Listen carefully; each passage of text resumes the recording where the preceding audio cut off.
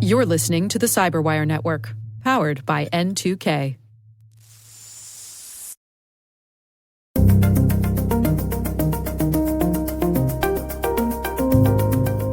Scammers are known to have what I like to call a 100% swipe rate, meaning they are matching with 100% of whoever they can.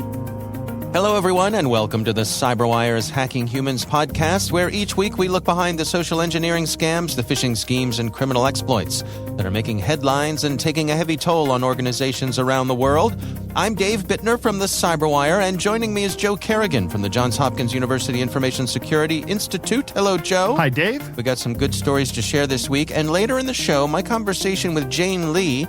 She is Trust and Safety Architect at a company called Sift, and she's here to explain the scammers' practice of pig butchering. But first, a word from our sponsors at KnowBe4. We're not talking conspiracy theory when we say it's all connected. When it comes to InfoSec tools, effective integrations can make or break your security stack. Though not as common, the same should be true for security awareness training. Not only does KnowBe4 deliver the world's largest library of security awareness training, but they also provide a way to integrate the various elements of your existing security stack to help you strengthen your organization's security culture. Stay with us, and in a few minutes, we'll hear from our sponsors at KnowBe4 about how you can integrate security awareness with your tech stack like never before.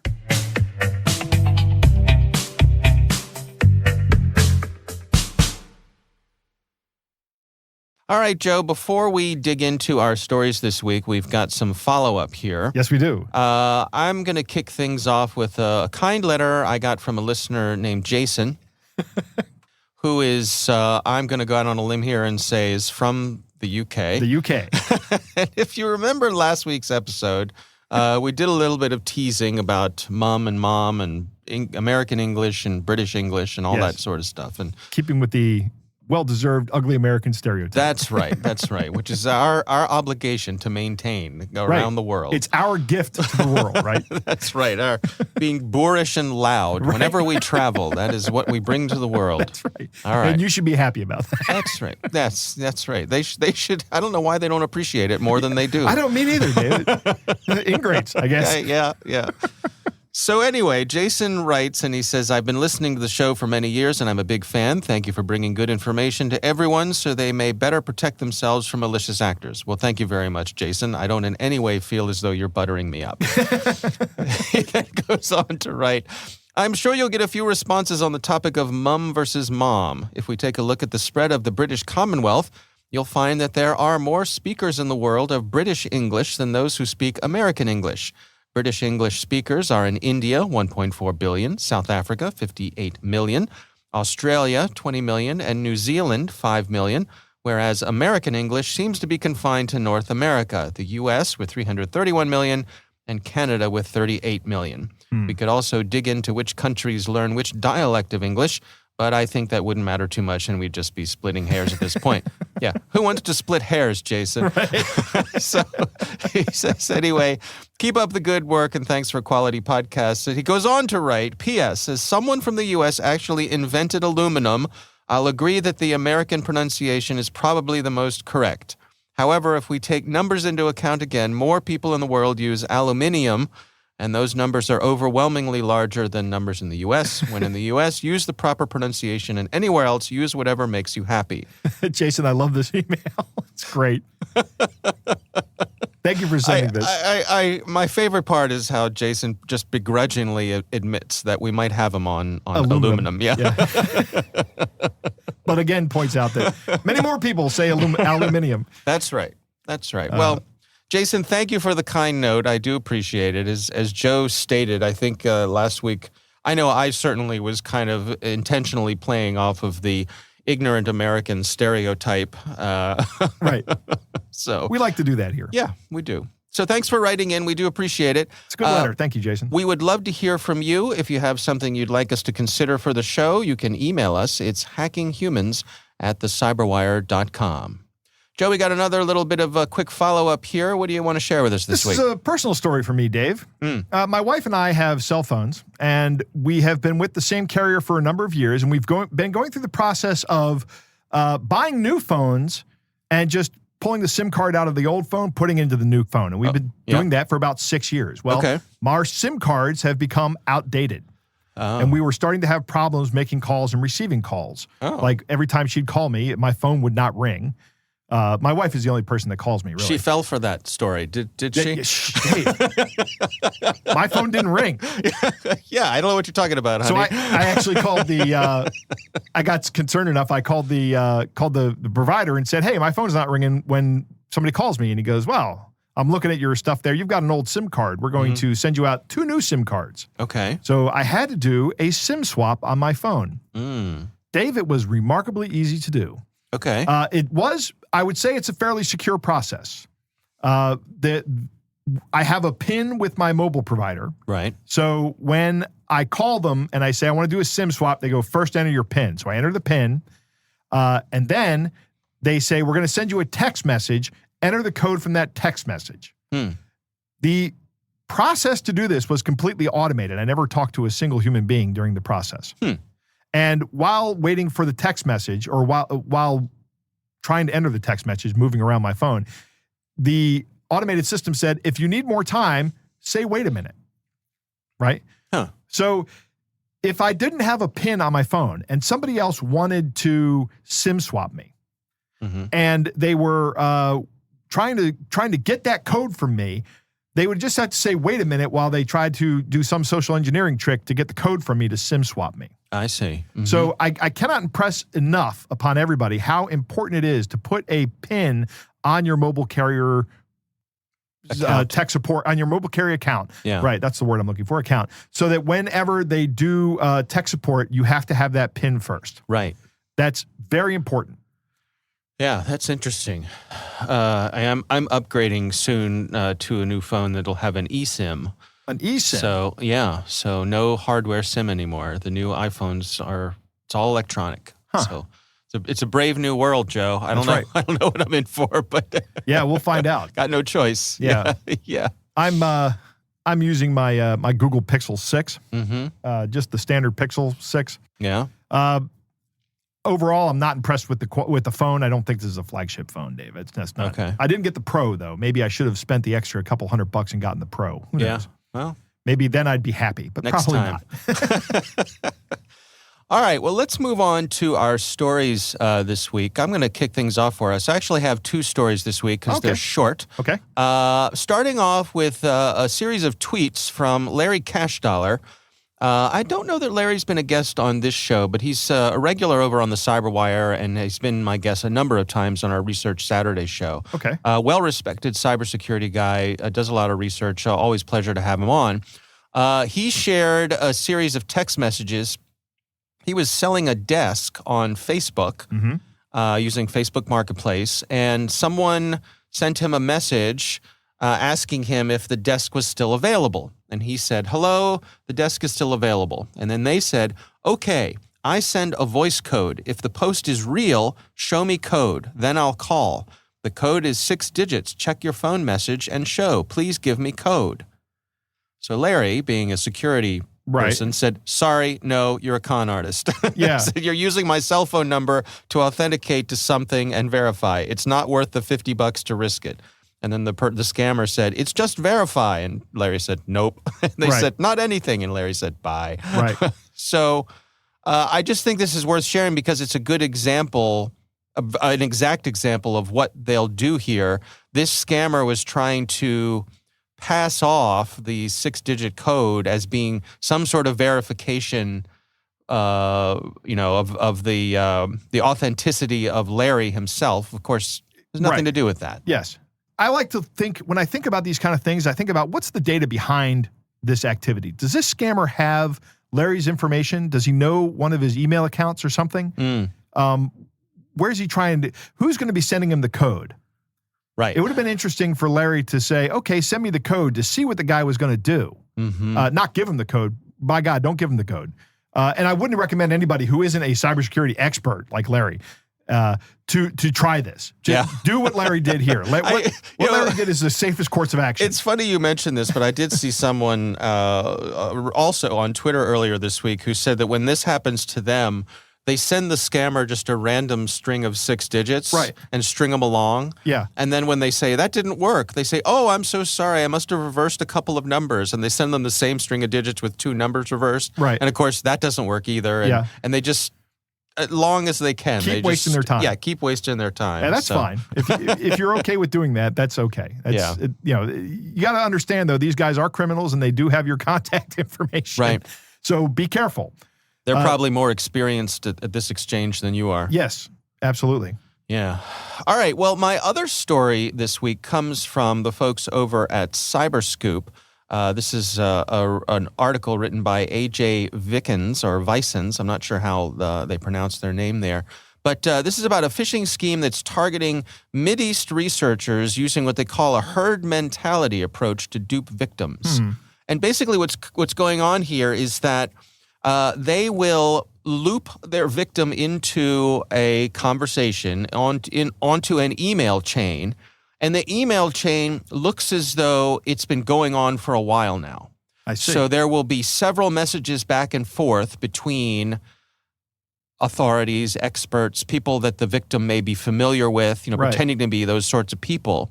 And so the notion is that when the victim gets looped into this email chain, they start reading through it and they say, oh, okay, there's obviously, if someone else is responding to this, it must be legitimate. Yeah.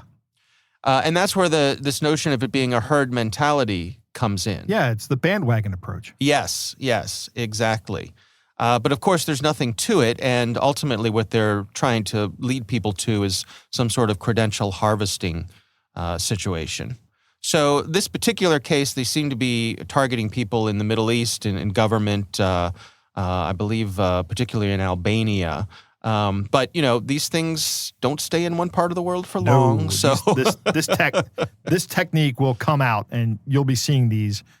I don't know how you protect yourself against these, except for, being mindful of what your state is in terms of being logged into something. Right.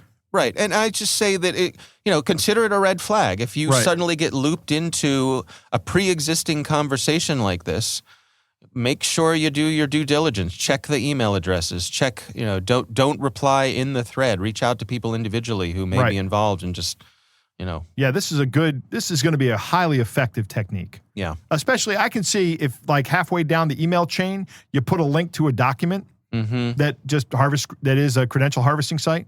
Right. And then bam. Yeah. That's it. Yeah. All right. Well, those are my stories this week. What do you have for us, Joe? Dave, my story comes from Naked Security. And Paul Ducklin has a story or a blog post, I guess, about a new technique called browser in the browser attack. And it's really, really clever and really simple.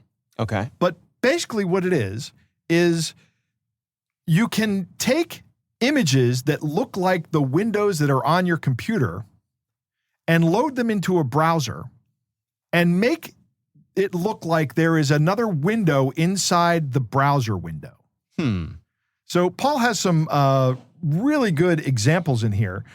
He has this example domain that he puts just some simple HTML in, right? And then he goes ahead and he puts in a couple of images on the top and shows you what it looks like. And the most convincing part of these things is that if I'm putting up something that looks like the top of your browser, I control what that image is, and I can control what you see and what you may think is the URL. Oh, I see. Right? Mm-hmm. And, I mean, it has all the different little buttons on it that make it look, in this case, it's imitating an Apple, what is it? Not OS X. iOS is the mobile one, but OS X. It's imitating OS X. And Mac OS. Mac OS. Is that what it's called now? Yeah, hasn't been. Well, it was never OS X. It was OS 10. OS 10. Well, sorry, Dave. I don't go to the cult meetings, so. Fair enough. So it looks like Mac OS, but it's inside of a browser. Now, if you remember last week, I was talking about a phishing campaign that Jeffrey Aptel had uncovered. It was actually kits, phishing kits that were attacker in the middle. Yeah. Now, if I pair this with this browser in the browser attack, right, and I make the middle screen just like an iframe or whatever it is, a div in HTML that loads up something that looks like your Office 365 page, and I put in the browser window, the picture that I'm going to show you, just the URL to your Office 365, this becomes what I would imagine to be a very effective attack, because now I look at the URL looks right, even though it's just a picture, and I look at the page, and the page is actually the page being served to me via a proxy. So I don't have any idea unless I look at the outer window and the URL in the outer window and see that there's something else, but my eye may never even go there. Right. I may go up and look at the URL and stop right there and go, this looks good. It is, these attacks are getting much more sophisticated.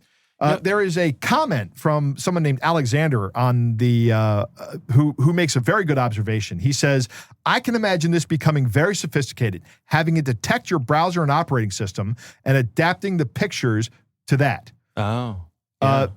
So I think that's a really good observation, because when you send your browser string, it tells the web server what operating system you're getting. Right. And that lets the web server serve out it used to let the web server serve out the right kind of content. Well, web servers can still do that. Now we use HTML5, which is supposed to be more standardized, right? Yeah. But you can still key off the browser string that you receive, the information the web server receives, and send out the right content. So I can send out Windows content to Windows users and Mac content to Mac OS users. Right. And even iOS content to iOS users and Android content to Android users. Yeah. I could do all that. And Alexander goes on to say, though it would be more difficult to do it against Linux users due to its UI diversity, which is true, because when you use Linux, you could be using any number of desktops and they all look subtly different or different. They all look different enough to be noticeable. Yeah. But I took a look at the operating systems that are used worldwide, and this comes from statcounter.com. Close to 80%, 75% of desktop operating systems worldwide use Windows. Okay. So if you're not going to do dynamic HTML for this and just not key off thing, I mean, you're going to have to do some kind of dynamic HTML, but if you're just not going to key off the browser string, your best target is Windows, followed by Mac OS at 16%. And then Linux is all the way down there at like 2%. Yeah. How many people do you know that run Linux on their desktop, Dave? I think I'm looking at him. No, I use Windows. Don't you have some Linux stuff at home? I do. I have a Linux computer, but I don't, I use it for when I need a Linux computer. Okay, I see. The only person I know who runs Linux as their primary desktop is my daughter. She runs Linux. She's the one. She's the one. Yeah. That's right. Okay. You know what this reminds me of? This, there's an old practical joke where if someone leaves their computer unlocked, you take a screen capture of their desktop, and then you hide everything on the desktop, and you make the screen capture the desktop image. We did that several times. So now what happens is when this person comes back to their computer, they try to click on things and nothing works because they're not actually icons. It's just an image. I'll tell a great story about this. I'll be the judge of that. Well, Go on. We were when I was working. We were doing SETI at home and running it on our computers, right? Oh, yeah. So that had a client that had a screensaver, and it would show you all the things it was doing the analysis. Right. And every now and then there'd be a peak, right? And you could also look at it while it was not in screensaver mode, and it would be like a little client that looked very similar. Yeah. So I took a screenshot of mine when there was a peak and drew an arrow to it and put up a fake window that said, "You have found an extraterrestrial signal. Please call this number immediately." And I hear the guy, I go to put it on his screen, his desktop, and I hear the guy call, right? Because it's just some number to some ridiculous line. Oh, okay. Was it your? I figured you would have made it your phone. And you would have answered the phone and said, Thanks, "Hello, Dave. Carl Sagan here." Where were you 20 years ago when I was doing this? Okay. But he calls the number and he's like, "What?" And he hangs up. And then I start laughing. I'm, you fell for it. Yeah. And then he replaced my screensaver with the Sysinternals blue screen of death screensaver. Nice. Turnabout is fair play. Yeah. I actually called tech support because I didn't understand what was going on. Very good. See? You got the upper hand. He got me back, Dave. All right, well, those are our stories. We will have links to all of them in the show notes, of course. Joe, it is time to move on to our catch of the day.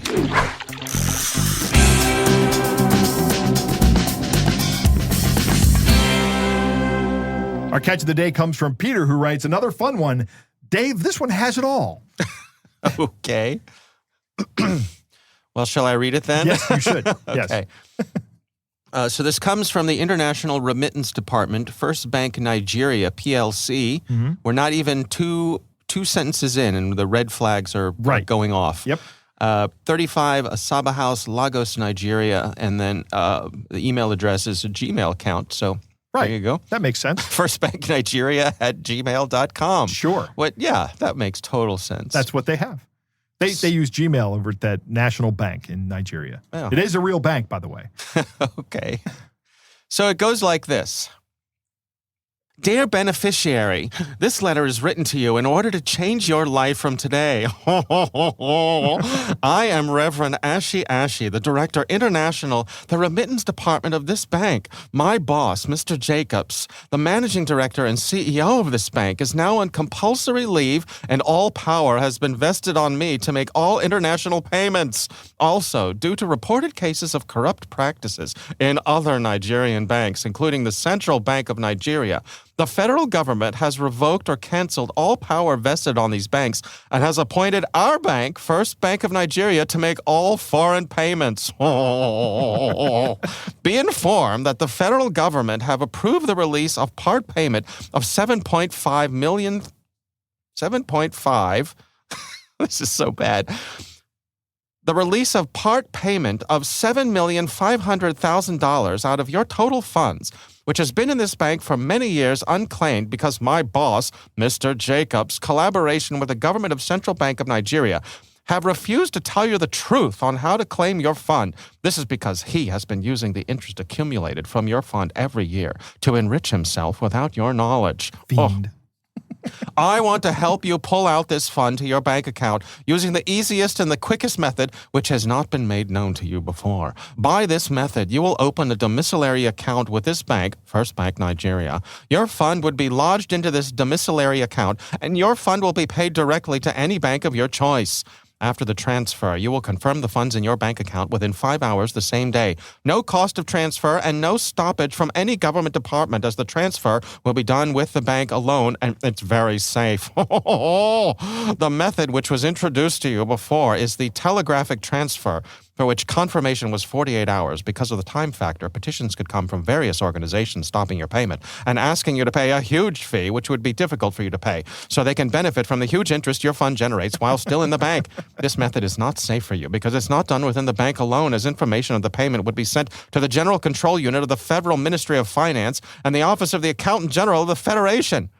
As a good Christian, I have nothing to gain by keeping your fund. I want to assist you receive your fund before my boss resumes office. You have to follow up and work with me now, so keep this very confidential because of fraudsters and imposters who go about presenting various bank accounts in order to divert another beneficiary's fund. Note, your transfer code is FBXNZ7XX5M. You must keep it confidential to avoid intruders or claims by anyone so that I do not transfer your fund to the wrong bank account. Finally, I ask for your mutual understanding and cooperation to serve you better. Yours truly, Reverend Ashi.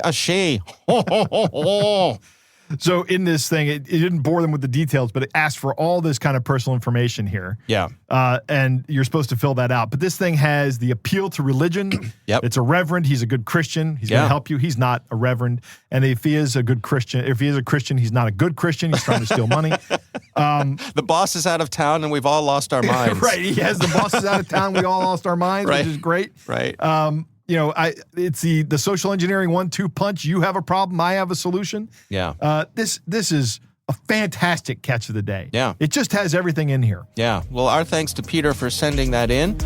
We would love to hear from you. If you have something you'd like us to consider for the show, you can send it to hackinghumans@thecyberwire.com.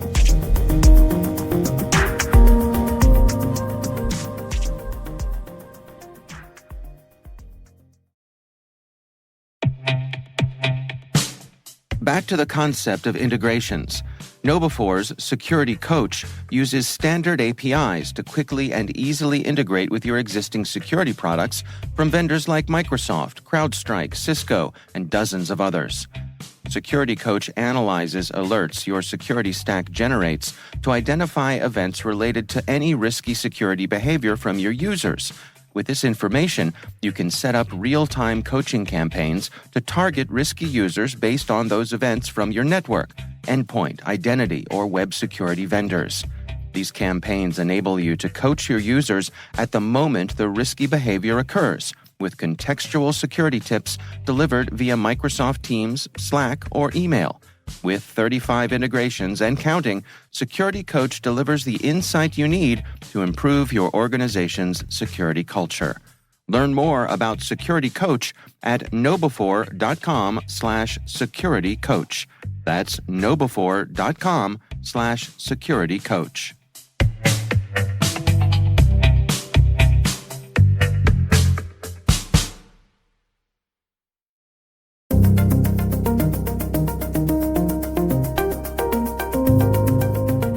All right, Joe, I recently had the pleasure of speaking with Jane Lee. She is the Trust and Safety Architect at SIFT, and our conversation centers on this practice we've touched on here before, and that is pig butchering.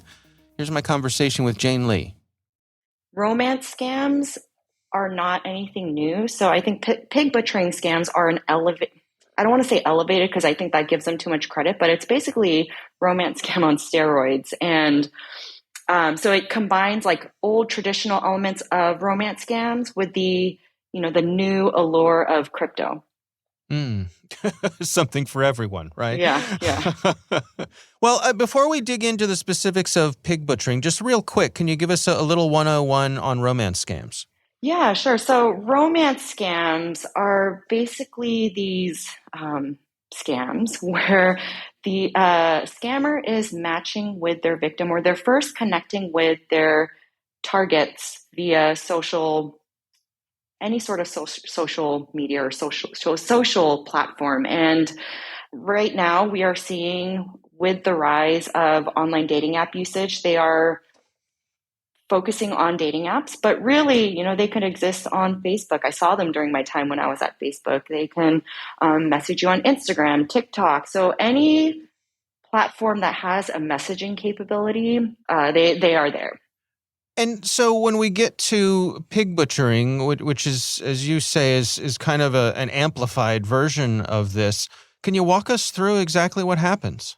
Yeah, and sorry, I just realized I didn't answer your question completely. So I explained romance scams where they meet their victims initially, and how it initially starts off is they start overwhelming their targets or their love interests with compliments, promises of gifts, the words that every person wants to hear from someone that they are intimately close with. And then it leads to manipulation.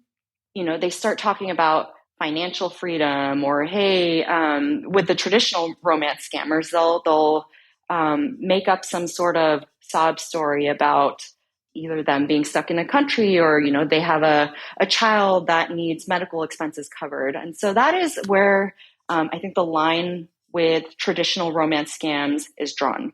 Now with pig butchering, you have all those elements of romance scams where ultimately the scammer is trying to get the target to send them some sort of money. But with pig butchering, what makes it a little more unique is that, one, the preferred currency is cryptocurrencies. And then two, the technical sophistication of the bad actors. And so they actually have a fake crypto trading platform where they direct their targets to. It mimics, your traditional or very common mainstream crypto platforms. If you were to cross-check the prices that are displayed on this fake platform, they will all check out. But of course, the platform is 100% controlled by them. They manipulate, your return on investment and such. And so that is what makes this the amplified version of the traditional romance scam. And how much time are they investing in their victims here generally? Yeah. So the thing about this particular scam is it I think when I outline, the step-by-step process and what goes on, people find it hard to believe because when you lay out all the facts, it's kind of obvious what's going on. But these scams take months. So I've heard 1 to 3 months. My undercover investigation, I think I said I started in about around October of 2021 and wrapped up in January of 2022. And so that is about 4 months. So yeah, they really take the time to develop these trustworthy, loving, intimate relationships with their targets over the course of months, I would say. Well, can you walk us through the process when you went undercover, as you say? What exactly went on there? Yeah. So what I did was I mentioned this a little bit, but we at Sift, we have a network of dating app customers of social media platforms. And so we first detected this as an anomaly, something that kind of stood out as abnormal. And this is where a little bit of my private life experience comes into play. But when I saw this as the occasional dating app user myself, I quickly recognized, hey, I've seen these accounts before. These look very familiar. I've seen them on the apps. I couldn't really put my finger on what exactly it was.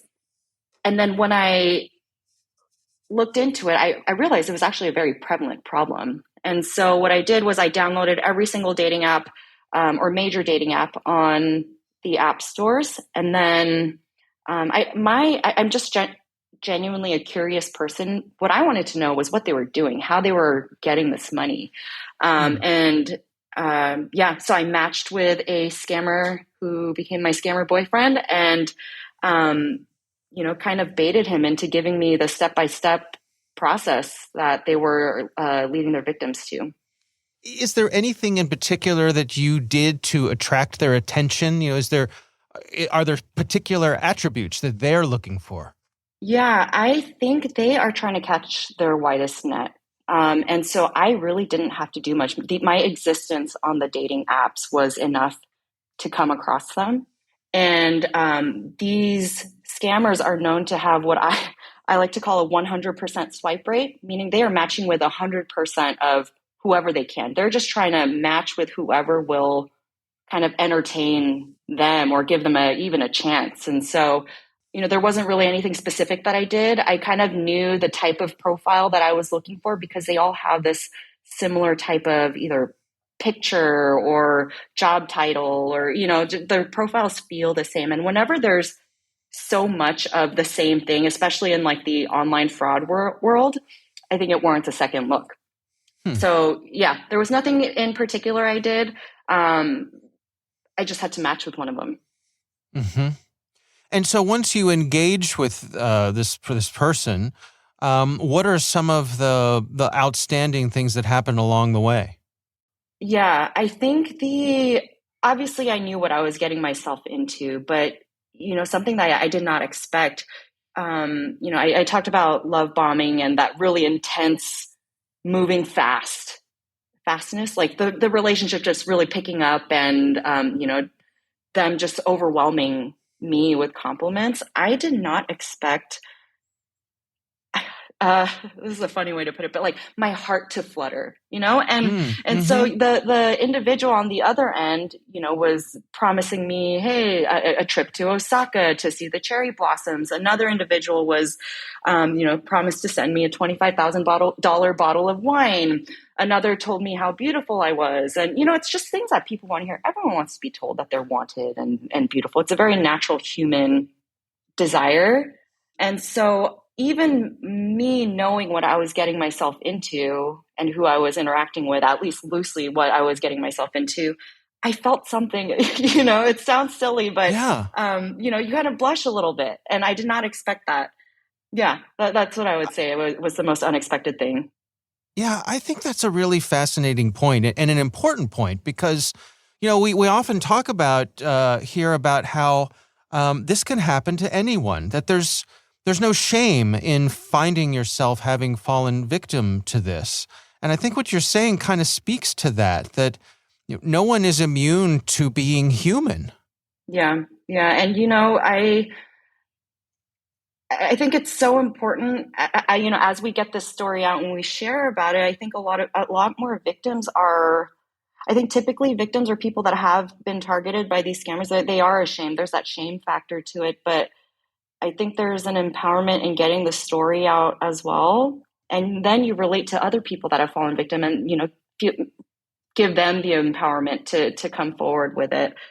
The other thing that I really emphasize is how long these scams play out for, and they're really playing on a human vulnerability or a desire, a natural human desire, right? To feel wanted, to feel loved, which makes the scam so believable.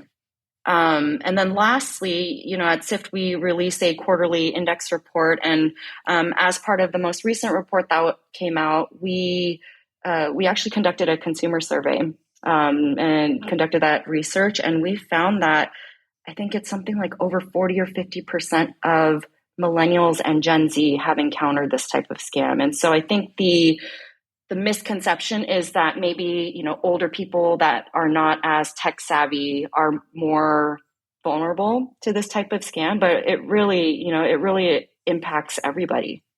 Was there ever a point along the way where you felt as though maybe they were on to you? I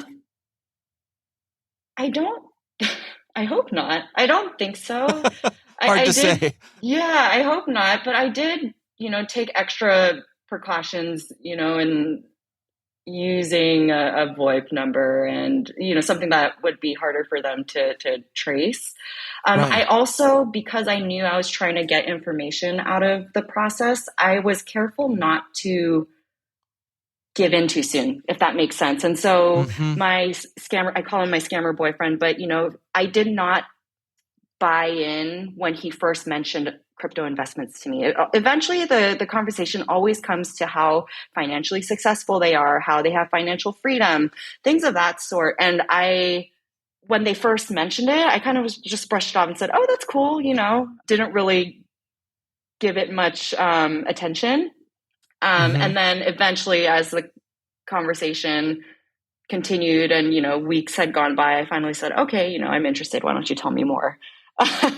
Yeah. So I hope not. I don't think so, because otherwise I don't think they would have sent me as much information as they did. Right. Yeah. And then, so how far down the path did you go? At what point did you decide to, pull the ripcord? Yeah. So I went as far as, investing in their crypto platform. So I did send over a small amount of Tether, which is a stable coin, or was at the time a stable coin. And immediately, of course, I mentioned this earlier, they are manipulating all of the values you're seeing. So you send the money and then, hey, guess what? In 4 minutes, you made $10, right? And my scammer boyfriend at that point told me, hey, look how much you made in the short period of time. You would actually make a lot more money if you were to put in a little more. Why don't you try putting in 1,000? And at that point, I think I had enough information that I needed, and I was no longer comfortable, giving any more than that. And so that's when I kind of just ghosted them. Right. However, I have heard some victim accounts of them actually being able to withdraw the funds. So, they put in a little, they're able to withdraw a little. So it's very tangible for them, which is the other added element that makes this so believable, because you actually are seeing the money at some point. And so I think that's another important point to drive in when we're talking about why this scam is so successful. Yeah. I want to ask you, your advice on people protecting themselves from this, but I'd love to try to come at it from two directions. I mean, obviously, how do we protect ourselves from falling victim to this? But then also, how do we protect our loved ones? Yeah. So I'll start off with the first one, because I think it involves, or your last question, because I think I could kind of bundle my answer up for both. So I think protecting just individuals and our loved ones, the consumer education piece is not where I would like it to be or where I think it should be. And so I think it's, I said this when we first got on this podcast, but the consumer education piece and things like this podcast, not only is it important to give the victims a voice, for giving the victims a voice, but also to get the message out so that it prevents one other person at the very least from falling for this. Since this story or my research came out publicly, I've had friends of friends in my network talking about how they've encountered this. So, just continuing to share about it, get the message out. And then for us as individuals, if you feel like you are talking to someone that might potentially be a scammer on the app, one, move slow, right? What these scammers typically do is they will, within the first day or two, try to get you to move off of the dating app onto an encrypted messaging platform. And the reason why they do is they are hedging their risks. So they want to avoid their chances of being caught on the dating app. So they'll say, oh, let's move it over to WhatsApp. Let's move it over to Telegram. If you're uncomfortable with it, just say, hey, I'd much rather, stick to this dating app. They will give you all these excuses of, hey, I'm trying to reduce my time on this app, or, hey, I don't really spend much time using the app. But, stand up for yourself. And if you feel more comfortable sticking to the app, say so. Secondly, if you are conflicted in whether the trading platform that you are dealing with is fake or not, because like I said, the values on the app actually reflect real-time values of cryptocurrency. So if you were to Google, hey, what's the price of Bitcoin right now or Ethereum, it'll check out.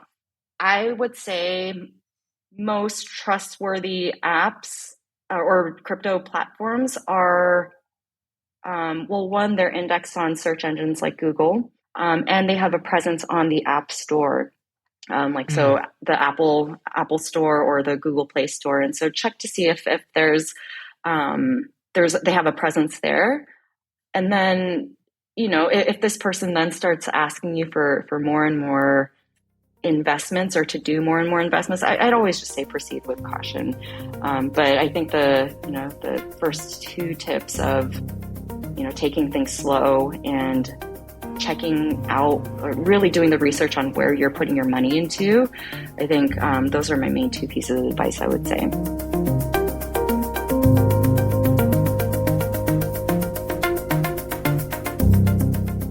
Joe, what do you think?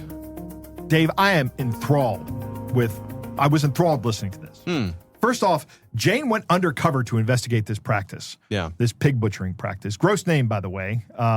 It's a term of art that I'll bet came from the people doing it. Yeah. But these bad guys are always looking to step up their game because the aim of the scammer is one thing, and it's just more money. Yeah. It's interesting that she says that these guys can target you on any platform that has a messaging capability. So it's not just dating sites, but dating sites are where they start with, because this is kind of like she called it a romance scam on steroids. Yeah. It's a combination of a romance scam and an investment scam. Do you remember years ago we had the story of the Australian man who was scammed out of his retirement savings by somebody posing as an investment firm, saying we have these investments, and he put a small amount of his retirement in there because he'd never heard of these guys. And then they show him a website where his money gets bigger and bigger and bigger, and eventually he transfers all of his money over there. And once they're like, hey, we're looking for more investment, he's like, I'm out of money. That's all my money. And they just shut down and went away. Right. That was it. Right. They got away with a lot of money from that guy. Yeah. This is the same thing, except they're doing it with crypto. Yeah. When Jane says that if you lay all the facts out, it seems obvious, right? Yeah. That is a great perspective from the outside of the situation, which is kind of why it's important to have input from other people and to discuss things with other people, to have them go, I think you need to be careful here. Right. Because I'm an outside observer and here's what I see, right? You might not see them on the inside of this scam. And to highlight that point, I want to talk about one of the most remarkable things from this interview, and that is when she was talking about her own emotional response to these scammers compliments and things of that nature. Yeah. Jane knows that she's dealing with a scammer, and she still gets that heart flutter. Mm-hmm. She experiences this emotional response trying to research bad guys. And if she's doing that while she's doing this research, how does that, it's much more easy to understand why people fall for this. Yeah. Right? Because she's getting the emotional response from someone she knows is a liar.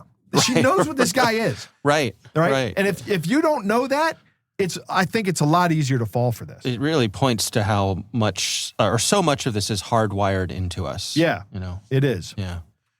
These exchanges they use are really good. I wouldn't be surprised if there are kits out there that you can buy that do this, right? They link to some Bitcoin feed that just produces prices. Those feeds are out there, and you could probably just use an API to read a Bitcoin price and get an accurate real-time Bitcoin quote and show that on the web page. Yeah. It looks right with these correct prices.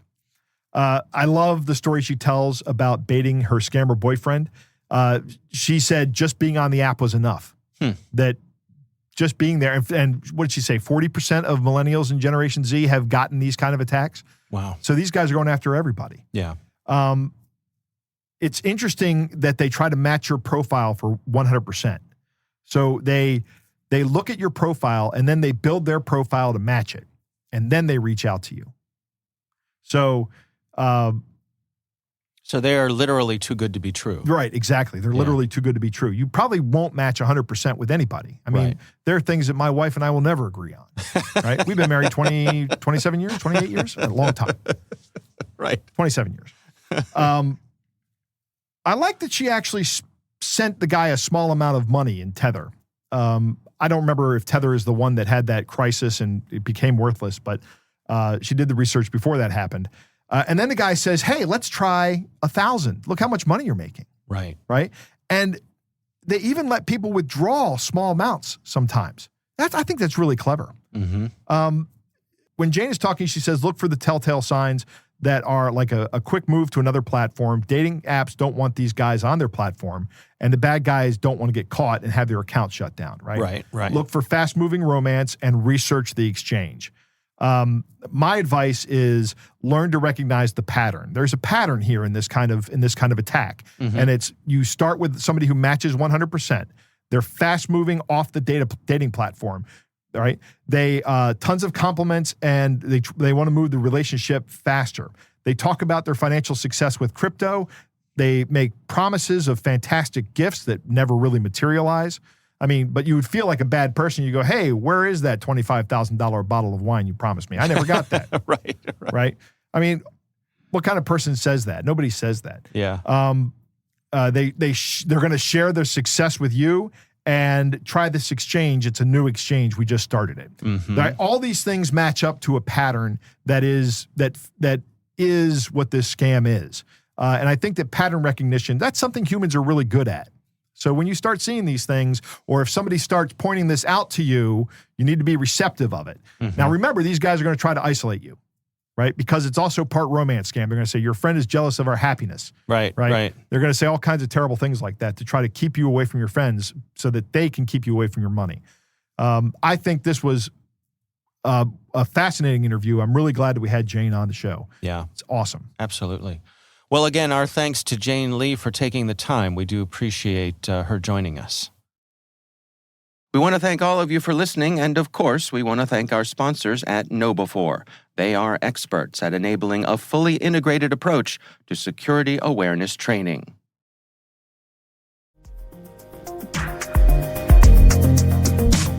That is our show. We want to thank all of you for listening. We want to thank the Johns Hopkins University Information Security Institute for their participation. You can learn more at isi.jhu.edu. The Hacking Humans podcast is proudly produced in Maryland at the startup studios of Data Tribe, where they're co-building the next generation of cybersecurity teams and technologies. Our senior producer is Jennifer Iben. Our executive editor is Peter Kilpie. I'm Dave Bittner. And I'm Joe Kerrigan. Thanks for listening.